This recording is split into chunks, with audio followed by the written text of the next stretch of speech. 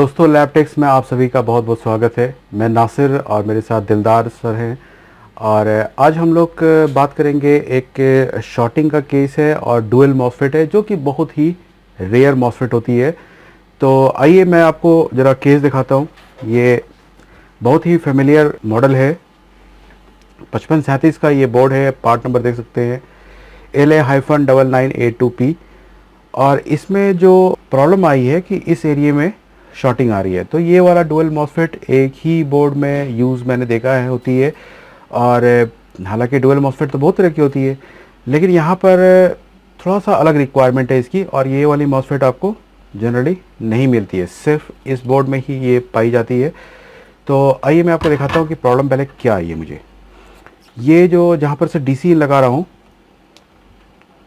जिस एरिया में DCN लगाया मैंने, यहाँ पर ये 0 ओम की शॉर्टिंग आ रही है। ठीक है। और जैसे मैं यहाँ पर से पावर लगाता हूँ तो कंडीशन आप देखेंगे। तो दोस्तों आइए इसके अंदर अब पावर इंसर्ट करते हैं। तो ये देखिए हमने पावर इंसर्ट किया। तो समटाइम इसके अंदर एम्पेयर लोड ज़्यादा ले रहा है, कम समटाइम ये बिल्कुल ठीक दिखा रहा है। और जो पॉइंट है, चूँकि इसके अंदर NVDC टेक्नोलॉजी यूज़ हुई है चार्जिंग की, नैरो वोल्टेज आएगी इसके अंदर। तो हमें क्या एक्सपेक्ट करना है कि जो पॉइंट्स है यहाँ पर 12 से 13 वोल्ट होनी चाहिए, जो कि यहाँ पर हमें 0.8 वोल्ट, करीब करीब 1 वोल्ट से नीचे हमें यहाँ पर वोल्टेज मिल रही है। तो जो एकदम नियरेस्ट पॉइंट है यहाँ पर हम लोग चेक कर लेते हैं। यहाँ पर भी वोल्टेज नहीं है। तो जो यहाँ पर हमें उम्मीद ये रखते हैं कि अगर नॉर्मल होता, HPB टेक्नोलॉजी होती तो हमें यहाँ पर 20 वोल्ट मिलता। और इसमें NVDC टेक्नोलॉजी यूज़ हुई है तो इसका मतलब यहाँ पर हमें 13 वोल्ट मिलना चाहिए था, जो कि नहीं मिल रहा है। जहाँ पर DC जैक लगा रहा हूँ वहाँ पर चेक कर रहा हूँ मैं। तो यहाँ पर देखिए 20 वोल्ट मैंने इंसर्ट किया है तो 20 वोल्ट आ रही है। उसके बाद मॉसफेट का 1 नंबर पिन से लेकर के 3 नंबर पिन सारी एक ही कंसीडर की जाएगी, तो 20 वोल्ट हमें आ रही है। इसकी जो गेट होती है जहाँ पर AC ड्राइव आती है, यहाँ पर भी हमें 20 वोल्ट ही है, जबकि यहाँ पर ये 24 वोल्ट होनी चाहिए थी। फिर आउटपुट पर देखते हैं।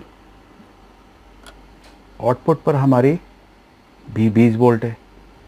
तो ये क्या बात हुई कि अगर ये N चैनल मॉसफेट है, डुअल N चैनल मॉसफेट है, इसके गेट पर 24 वोल्ट होती तब यहाँ 20 वोल्ट आनी चाहिए थी। तो इस और वोल्टेज कम भी नहीं है, डायोड मोड में भी ऑन नहीं हो रहा। देख सकते हैं आप 20.42 इस तरफ है और 20.4243 इस तरफ भी है।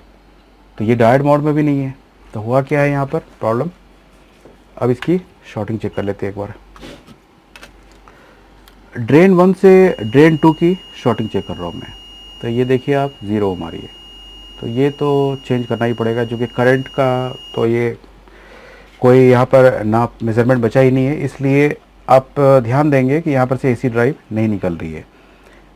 तो ये प्रॉब्लम है कि पहली मॉसफेट और दूसरी मॉसफेट सही तरीके से स्विच नहीं करेगी यहाँ पर, क्योंकि ये शॉर्ट है। तो सबसे पहले इस मॉसफेट को निकालेंगे और ये मॉसफेट मेरे पास नहीं है। तो आपको मैं एक बार स्कीमेटिक में दिखा देता हूँ। आप जैसा आप देख सकते हैं यहाँ पर कि ये पॉइंट है हमारे पास और इसी को हमें यहाँ पर, तो जैसा आप यहाँ पर देख रहे हैं PQ701, ये एक डुअल N चैनल मॉसफेट है। और VIN की एंट्री जो DC जैक से आ रही है वो यहाँ पर आएगी और हमें यहाँ पर वोल्टेज इसको पहुँचानी है 19 वोल्ट। हालांकि अभी भी पहुँच रही है, लेकिन ये शॉर्ट हो गया है। ये शॉर्टिंग हमें नहीं चाहिए। उसके बाद आप देखेंगे जो CMSRC है, यहाँ पर आपको 19 वोल्ट होनी चाहिए, या जो भी आप DC इन कर रहे हैं ये वोल्टेज यहाँ पर होनी चाहिए। ये फीडबैक होता है। ठीक है। तो अगर आपने हमारा चार्जिंग का कोर्स लिया है तो वहाँ पर हमने इसके बारे में अच्छे से डिटेल से बताया कि ये कैसे काम करती है, कितनी बड़ी होनी चाहिए, किससे बड़ी होनी चाहिए।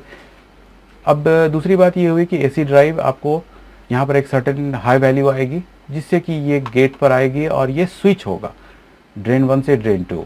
अब हम लोग बात करते हैं कि इंटरनली क्या हो रहा है यहाँ पर। तो ये मॉसफेट है, ये डुअल मॉसफेट है, जिसके अंदर हम देख रहे हैं कि 2 डिफरेंट ड्रेन्स है, ड्रेन 1 ड्रेन 2 है। और हमें कॉमन सोर्स मिला हुआ है इसके अंदर और कॉमन गेट्स है। कॉमन सोर्स यहाँ पर देख रहे हैं, कॉमन सोर्स भी है और कॉमन गेट है। दोनों का गेट कॉमन है, जो कि हमें क्या यहाँ पर आ रही है, AC ड्राइव आ रही है गेट पर। सोर्स हमारी जो है वो भी कॉमन कर दी गई है, तो इसमें CMRC की वोल्टेज ली गई है। ठीक है। उसके बाद यहाँ पर ड्रेन दो अलग अलग है, ये इनपुट है और ये आउटपुट है, ठीक है, ये इनपुट है और ये आउटपुट है।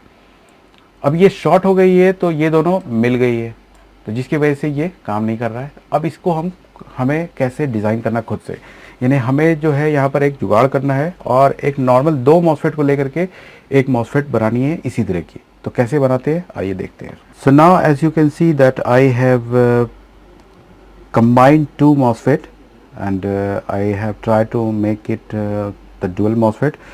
As you can see here that this side, upper side is the drain 1. I consider it as a drain 1. This is the drain 2 as I have connected it on the drain side of this N channel MOSFET.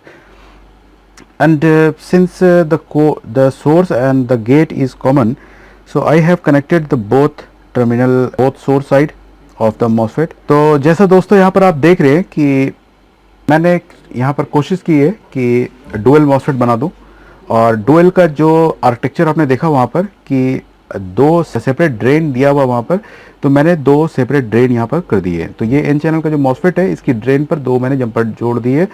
इसको मैं consider करता हूँ कि ये मेरा drain 1 है और इसको मैं कंसिडर करता हूँ कि ये मेरा ड्रेन 2 है।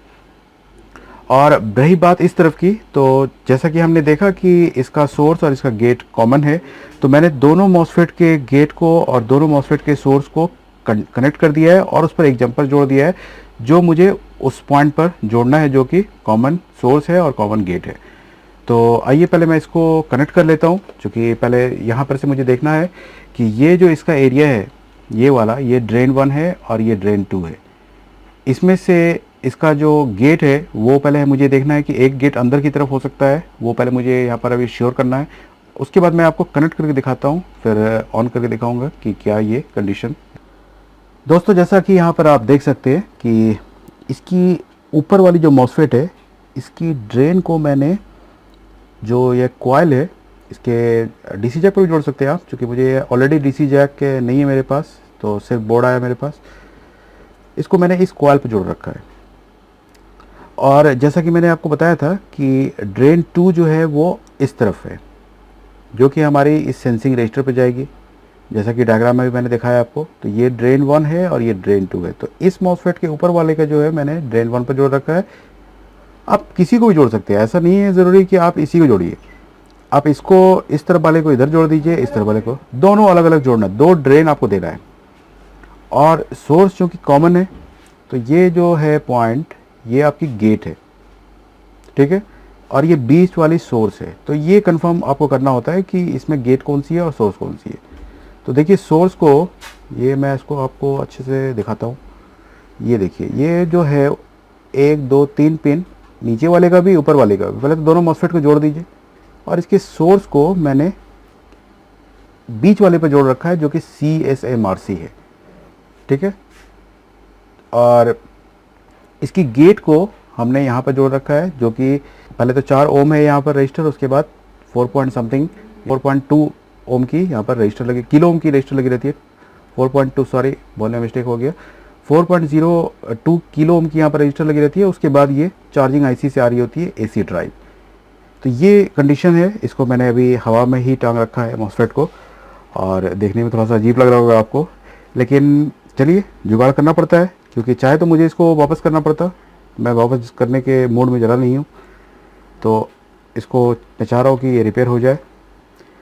और मॉसफेट इसकी नहीं मिलती है, मेरे पास 2 बोर्ड स्क्रैप था, दोनों का मैंने यूज़ कर लिया है, तो अब मेरे पास नहीं है, तो अब मैं थोड़ा जुगाड़ ही करके दूंगा। तो अब मैं पावर डाल रहा हूँ। तो पहले 5 उठा रहा था, तो मॉसफेट शॉर्ट थी। जैसा कि ये मॉसफेट रखी हुई है, इसको मैं आपको अभी भी दिखा सकता हूँ कि इसकी कंडीशन क्या है अभी, ठीक है। एक बार पहले इसकी शॉर्टिंग हम लोग चेक कर लेते हैं। इसको बजर पर कर देता हूँ मैं। तो इधर से ये देखिए बी बोल रहा है, यानी सोर्स है ये, इसको अभी सोर्स माना ना हमने बीच वाले को, तो बीच वाला भी सोर्स है। ये ड्रेन से बोल रहा है, इस तरफ की ड्रेन से ही बोल रहा है, यानी ये कॉमन सोर्स दोनों गेट से, दोनों ड्रेन से शॉर्ट हुआ है, और ये दोनों ड्रेन भी आपस में शॉर्ट है। तो ये तो एकदम ही कवाड़ा है, इसको साइड रख दीजिए। अभी जो इसको लगाया है हमने, अब कंडीशन देखते हैं कि जो रिक्वायरमेंट है, जैसा पहले मैंने चेक कराया आपको कि जो ड्रेन 1 है, ड्रेन 1 पर हम 20 वोल्ट मैंने इंजेक्ट किया है, ये आ रही है, ठीक है। CSMRC जो है ये हमें 20 वोल्ट आ रही है, ठीक है। फिर उसके बाद AC ड्राइव जो कि 24 वोल्ट से 25 वोल्ट करीब आनी चाहिए, ये देखिए 26 वोल्ट, ये एकदम परफेक्ट आ रही है। तो जाहिर सी बात है कि मेरी स्विचिंग हो चुकी होगी। और ये आउटपुट पर मैं चेक कर रहा हूँ 20.43। हालांकि पहले भी सिचुएशन सेम था, इनपुट जितनी मेरी थी उतनी ही आउटपुट, ड्रेन 1 पर जितनी थी आउटपुट थे, लेकिन वो शॉर्टिंग था, चार्जिंग ऐसी काम नहीं कर रही थी, उसे पता नहीं चला था कितना करंट देना है। अब चार्जिंग ऐसी काम करना, फंक्शन करना स्टार्ट कर चुकी है, तो हमें पहले ये नहीं मिल रहा था, ये जो 13 वोल्ट होती है ये नहीं मिल रही थी हमें, जिसकी वजह से मैं उम्मीद नहीं कर सकता हूँ कि मेरी 3-5 बनेगी। लेकिन अब हमारी 3.3 और 5 वोल्ट भी बन चुकी है, ठीक है। अब मैं बोर्ड को ऑन करता हूँ और देखता हूँ कि क्या बोर्ड ऑन हो रहा है।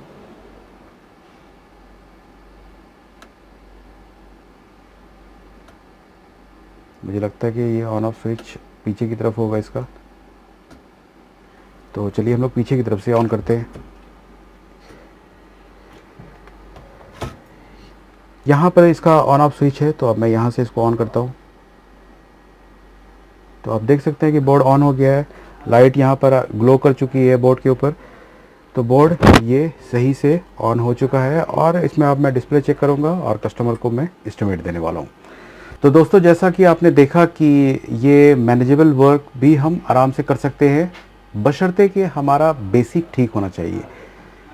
बेसिक का ये मतलब नहीं है कि बस मॉसफेट के बारे में जान लें या डायोड के बारे में जान लें या थोड़ा सा स्विचिंग के बारे में जान लेने से हमारा काम नहीं होने वाला है। ओवरऑल पूरे स्ट्रक्चर को हमें समझना पड़ेगा, कहाँ कहाँ पर हम किस तरह का जुगाड़ कर सकते हैं। ऑन ऑफ पर सम टाइम कम वोल्ट बनती है, हम क्या क्या लॉजिक लगा सकते हैं। तो जैसे कि ये एक सिर्फ एक डेमोन्स्ट्रेशन था कि इस तरह से भी हम लोग काम करते हैं और इस तरह से आप लोग भी काम कर सकते हैं, क्योंकि अवेलेबिलिटी ज़रूरी नहीं है कि सारे चीज़ की आपके पास हो। तो लॉजिक, इलॉजिकल वर्क हम तब करते हैं जब हमारा लॉजिक क्लियर होता है। तो अगर आपको एडवांस लैपटॉप रिपेयरिंग ट्रेनिंग चाहिए तो आप दिए हुए नंबर पर कांटेक्ट कर सकते हैं।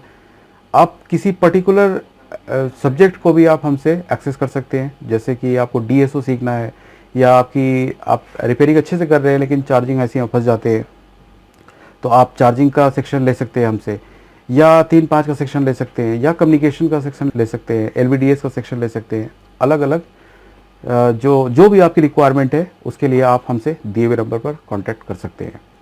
तो आई होप कि आपको ये वीडियो पसंद आया होगा, तो प्लीज़ इसे ज़्यादा से ज़्यादा लाइक करिए, और अगर आप किसी भी ग्रुप में हैं तो उस ग्रुप में ज़रूर शेयर करिए ताकि ये दूसरों को भी फ़ायदा पहुंचा सके। हमारा यही होप होता है, यही विश होता है कि ज़्यादा से ज़्यादा लोग फ़ायदा उठा सके, जितना भी हो दूसरों का भला होना चाहिए।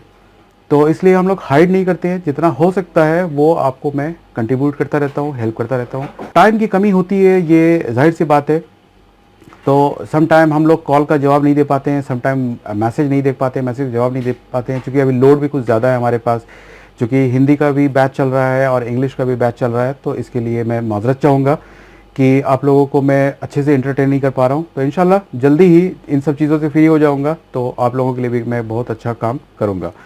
ज़रूर आप इसको लाइक करते रहिए और इसी तरह से प्यार करते रहिए, और कमेंट ज़रूर करिए, जो भी आपका समझ है, जो भी आपकी क्वारीज़ है वो ज़रूर लिखिए आप कमेंट बॉक्स में। और अगर अभी तक आपने हमारे चैनल को सब्सक्राइब नहीं किया है तो ज़रूर सब्सक्राइब करिए। Thank you guys, thank you for watching this video.